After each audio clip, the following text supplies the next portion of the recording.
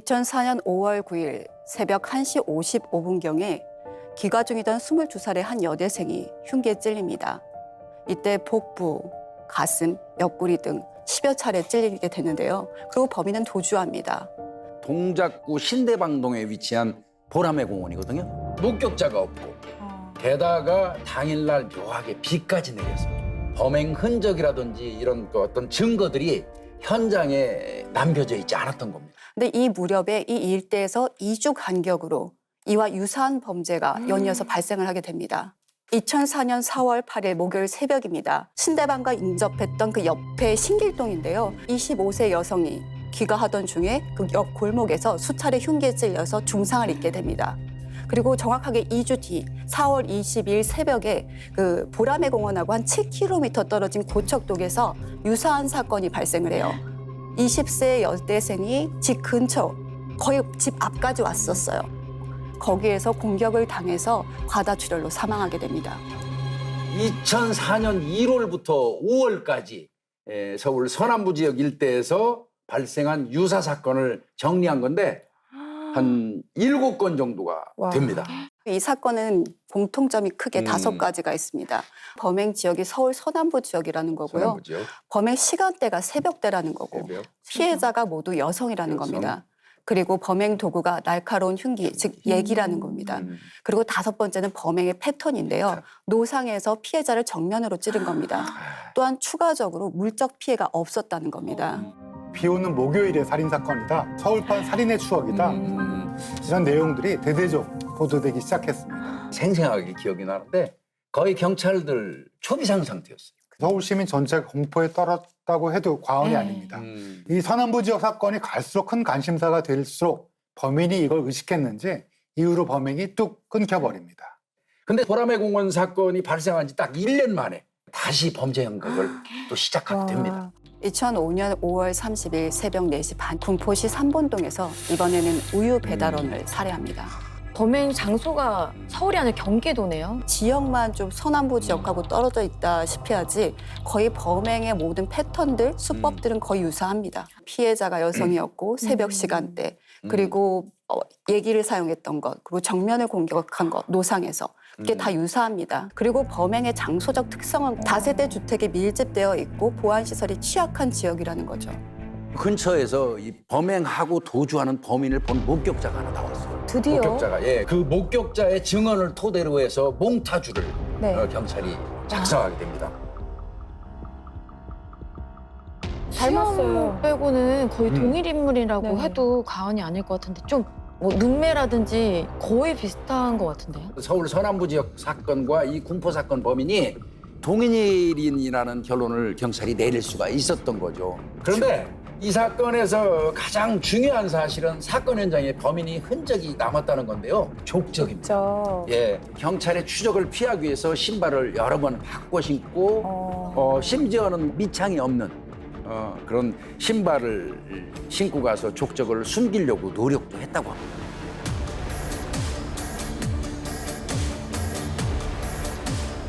아무래도 밑창의 문양이 없다면 그 신발의 종류나 모델 등을 추정하기는 어렵습니다. 그러나 문양이 없어도 발볼 같은 족적의 특징적인 지표 등을 이용해서 신발의 길이를 알 수가 있고 신발의 길이로 범인의 키도 추정할 수 있고 범인의 이동 동선이나 또 걸음걸이 등을 알 수 있기도 합니다.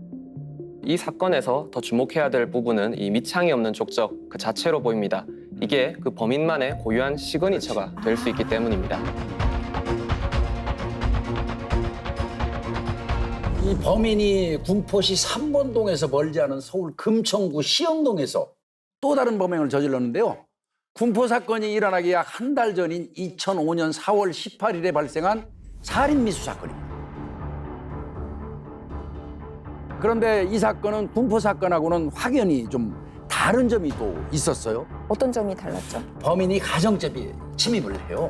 와 이분 그래서 집에서 자고 있던 엄마하고 12살짜리 아들을 둔기로 공격을 합니다. 그러니까 패턴이 바뀌었죠.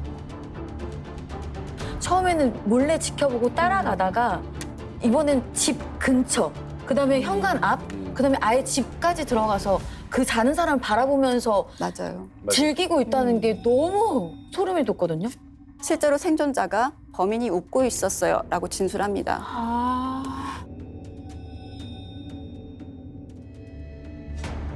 그리고 2005년 10월 다시 서울 서남부 지역으로 돌아옵니다.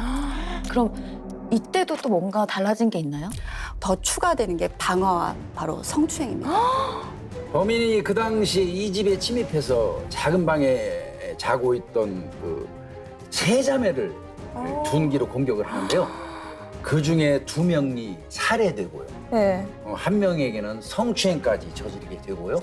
빨래 건조대에다가 불을 지르고 달아납니다.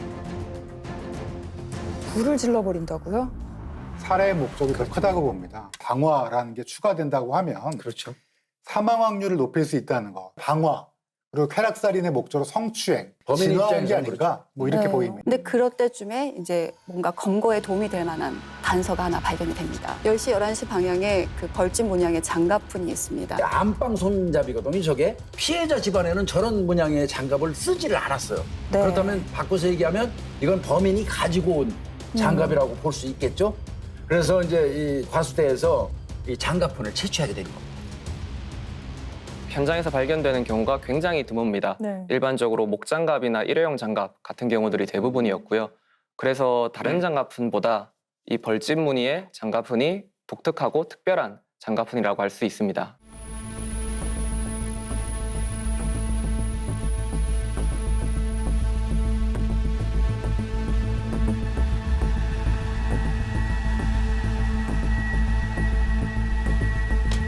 어떻게 보여요. 눈앞에서 이렇게 네. 보시고 보시게. 더 잘 보여요. 진짜 벌집 네. 문양이 딱 보여요. 보여요. 네네. 한 달 지난 2006년 4월 22일 결국 범인이 검거됐거든요. 와, 어떻게 잡혔나요?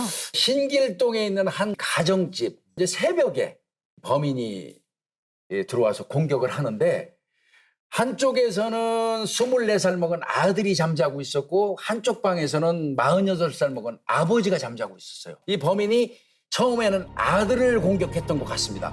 그 비명 소리가 들렸겠죠? 그러니까 아버지가 깨가지고 달려가서 보니까 아들이 머리에서 피를 철철 흘리면서 어떤 남자하고 싸우고 있는 거예요. 예.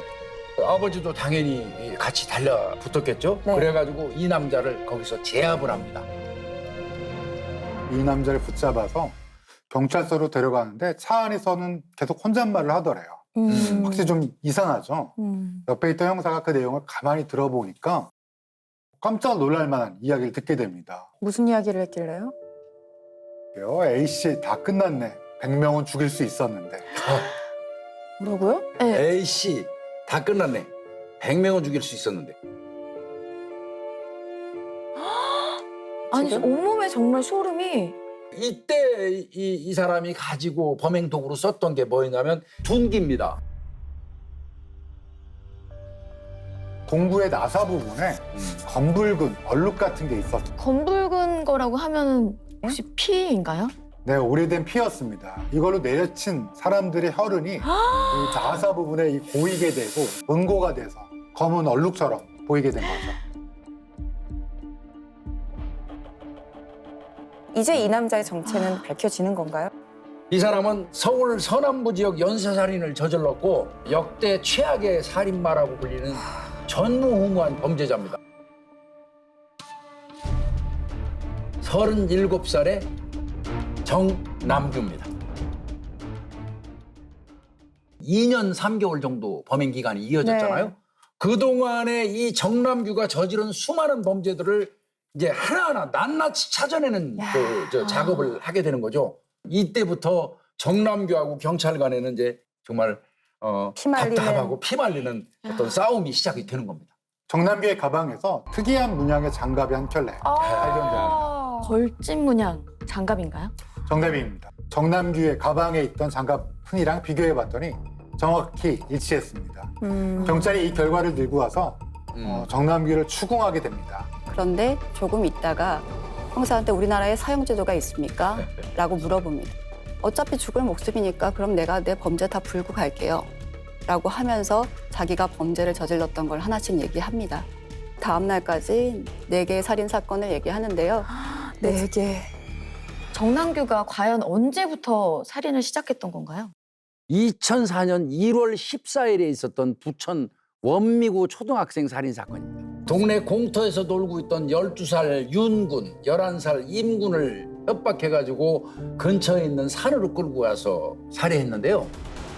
윤군은 발견 당시 누워있는 상태로 발가 벗겨진 채 자신의 운동화 끈으로 양손이 나무에 묶여 있었습니다. 언론 보도에는 나오지 않았는데 그 손가락 수갑이라는 게 있었어요. 손 전체를 묶는 게 아니라 손가락 각각에 끈을 묶어서 그걸 나무에 묶는 겁니다.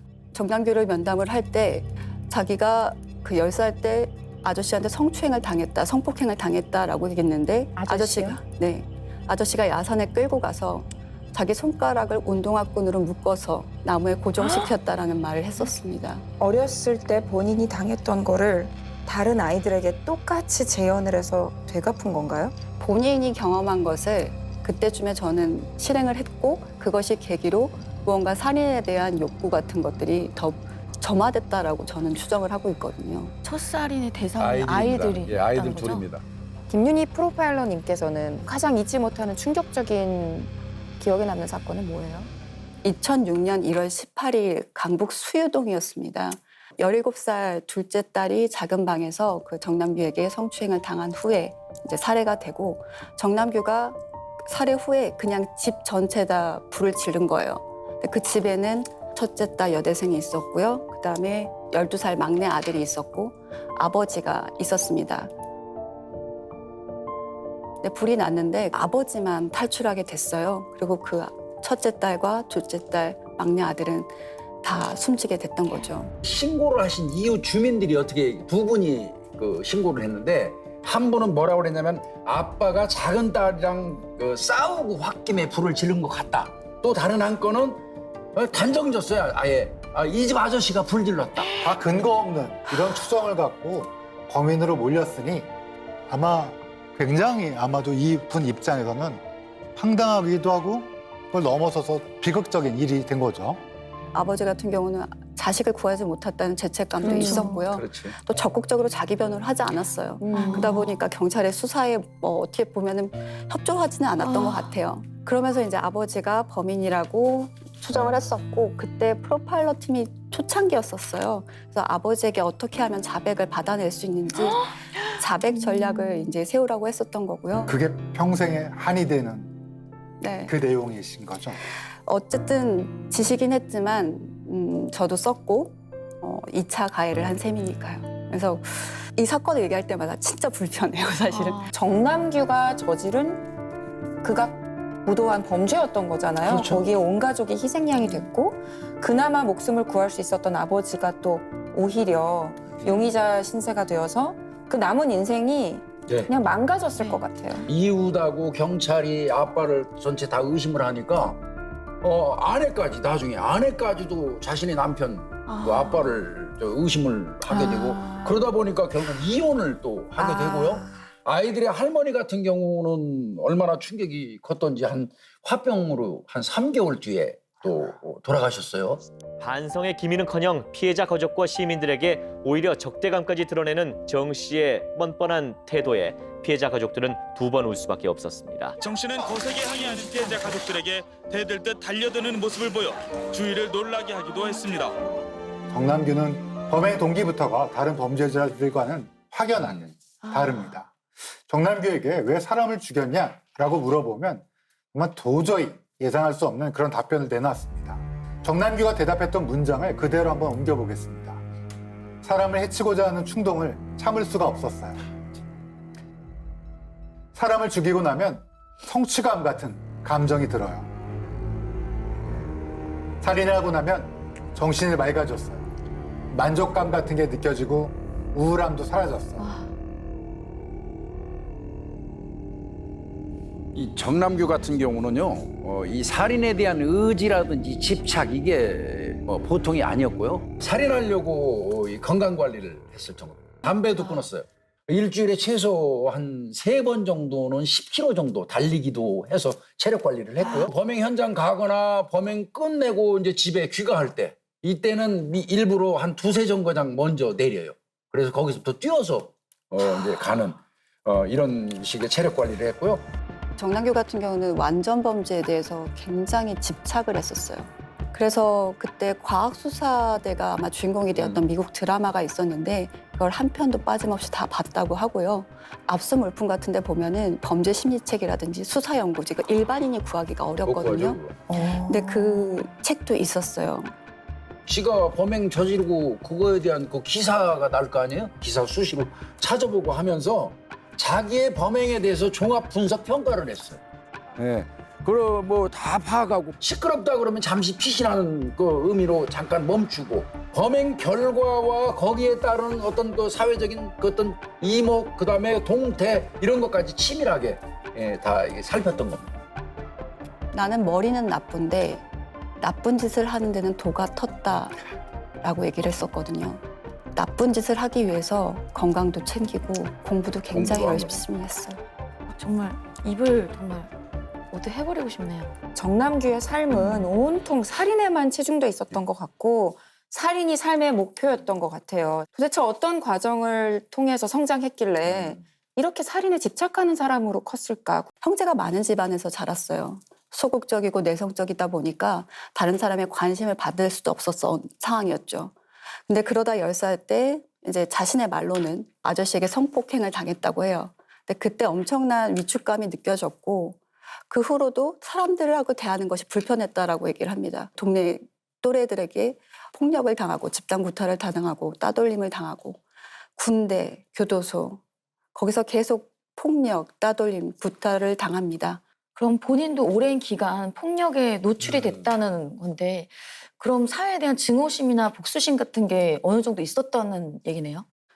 저는 지배적이었다고 봐요. 정남규 같은 경우는 처음 봤을 때 되게 위협적으로 보이고 싶어 했었어요, 본인이. 그런데 키도 작고 어깨도 말려 있었고 말도 어눌하고 말 끝이 되게 희미했었어요. 그리고 아이 컨택을 못해요. 곁눈질을 통해서 사람을 바라봤던 걸로 기억이 나는데 뭔가 사회에 익숙하지 않은 사람, 위협적으로 보이려고 했으나 되게 작은 사람이었던 것 같아요. 뭔가 음산하고 뭐 그런 분위기가 났던 거죠? 네, 그랬기 때문에 많은 사람들이 일상생활에서도 정남규를 피했을 거라고 생각을 들어요. 20살 이후 교도소에 드나들기 시작하면서 한 집에 같이 사는 가족들과 격리된 사람처럼 폐쇄적 생활했다고 합니다.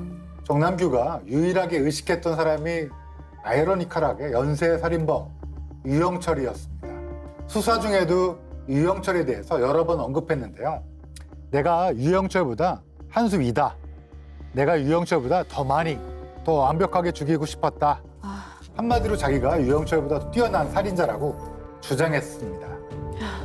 유영철은 정남규를 의식하지 않지 않았나요? 전혀요. 예. 알지도 못했을 겁니다. 살인에서만큼은 1인자가 되고 싶었던 것 같아요. 근데 그때 당시 연쇄살인범이라고 하면 모든 사람들이 유영철을 떠올렸잖아요. 그렇죠. 그러다 보니까 유영철에게 경쟁의식을 갖고 있었던 거예요. 유영철이 벌였던 사건으로 알려졌던 범죄를 자기가 스스로 했다고 자백을 합니다. 2004년 2월 6일 날 이문동 골목길에서 24살 먹은 여성이 살해됐던 사건이에요. 정남규가 얘기를 하는 겁니다, 형사들한테. 저거 유영철이 지가 한 게 아닌데 내가 한 건데 지가 했다고 지금 내 사건을 뺏어갔어? 이렇게 얘기를 했던 거예요. 그래서 정남규하고 유영철 중에 누가 진범이었어요? 당연히 정남규입니다. 이문동 사건을 포함해서 2년 4개월간 정남규가 저지른 범행은 총 24건입니다. 13명을 살해하고 20명에게 중상해를 입혔습니다. 엄청난 숫자죠. 예상대로 재판부는 사형을 선고했습니다. 정남규가 이 사형 판결을 받은 이후부터 재판부에 수차례 편지를 썼습니다. 모든 게 끝난 이상 사형을 빨리 집행해줬으면 합니다.